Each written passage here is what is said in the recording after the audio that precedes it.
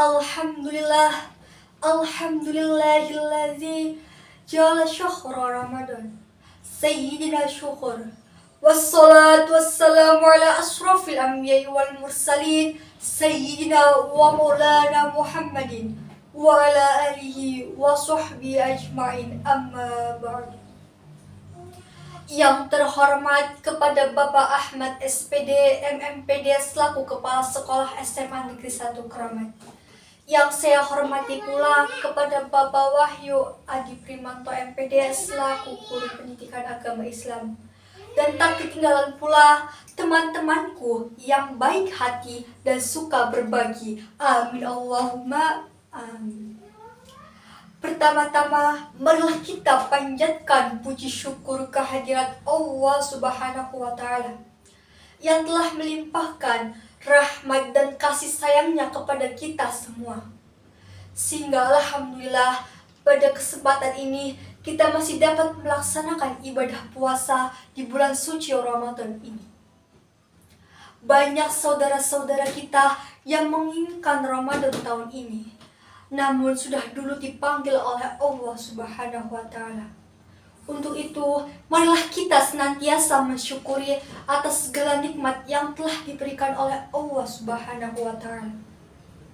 Salawat ma'asalam, tak lupa kita sanjungkan kepada mahkota alam, pelipur lara di kala duka, penguat kalbu di kala rindu, penerang hati di kala tersakiti, yakni Nabi Muhammad SAW, yang telah menuntun kita dari zaman jahiliyah menuju zaman yang terang benderang sampai saat ini, yakni Adinul Islam. Tak kenal maka tak sayang. Perkenalkan, nama saya Salawajah Radin Mangkwa dari kelas 11 MIPA 4 nomor absen 29. Saya akan menyampaikan sebuah pidato berjudul Generasi Milenial, Harapan Bangsa dan Agama. Masa muda adalah masa yang penuh dengan harapan, cita-cita, dan romantika kehidupan yang sangat indah. Keindahan masa muda dihiasi dengan fisik yang masih kuat, mata melihat dengan tepat, pendengaran masih akurat, tangan dapat membawa benda yang berat, kaki dapat berjalan dengan cepat, pikiran masih cermat, kulit wajah indah mengkilat, walaupun ada sedikit jerawat. Betul apa betul?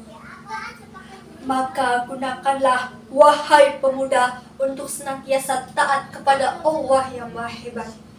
Teman-temanku yang berbahagia, namun justru sangat menyedihkan, memalukan, bahkan memilukan zaman milenial ini.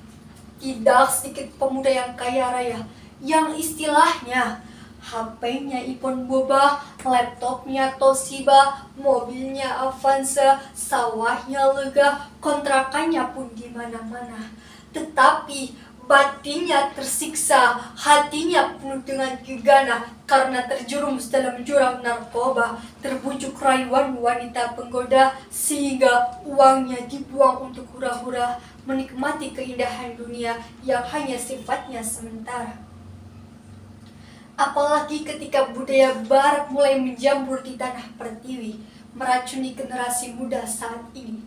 Pemuda yang terlena dengan remi, pemuda yang suka memakai pakaian yang seksi, rok di atas lutut kaki, joget tiktokan demi konten terkini, bajunya yang seksi dilirik banyak lelaki, dibawa ke tempat yang sepi hingga membuat malu keluarganya sendiri. Nauzubillahi min dzalik. Semoga kita tidak termasuk pemuda yang seperti itu. Amin Allahumma amin. Teman-temanku yang dimuliakan oleh Allah, kemudian pasti muncul pertanyaan dalam hati kita. Bagaimana cara kita sebagai pemuda yang merupakan harapan bangsa, juga harapan mertua, betul? Dalam menyikapi dampak positif dan negatif di era globalisasi saat ini. Begini jawabannya teman-teman, simak ya baik-baik. Yang pertama, hendaknya kita sebagai pemuda harus siap tampil di depan membawa kebenaran. Pemuda yang jadi pelopor bukan pengekor. Pemuda yang berotak London dan berhati Masjidil Haram. bukan pemuda yang tiap hari main ML, nongkrong di angkringan, cari gebetan buat pagi, siang, dan malam. Sungguh perilaku pemuda zaman sekarang lebih suka mencari pasangan daripada mencari amal kebaikan. Naudzubillahi min dzalik. Yang kedua, hendaknya kita sebagai pemuda harus senantiasa menuntut ilmu, baik ilmu pengetahuan maupun ilmu agama. Sebagaimana Rasulullah SAW bersabda, "Thalabul ilmi fardhatun ala kulli muslimin wal muslimat," yang artinya menuntut ilmu itu wajib bagi setiap laki-laki dan bagi setiap perempuan. Yang ketiga, hendaknya kita sebagai pemuda harus mengutamakan cinta kita kepada Allah dibandingkan cinta kita kepada makhluknya Allah. Kita sebagai pemuda jangan hanya pandai dalam perkara asmara, jangan hanya lihai menjadi buaya cinta, tetapi harus berpegang teguh dan mempelajari ilmu agama. Yang keempat, hendaknya kita sebagai pemuda harus membiasakan rela berkorban, baik harta, tahta, bahkan nyawa semata.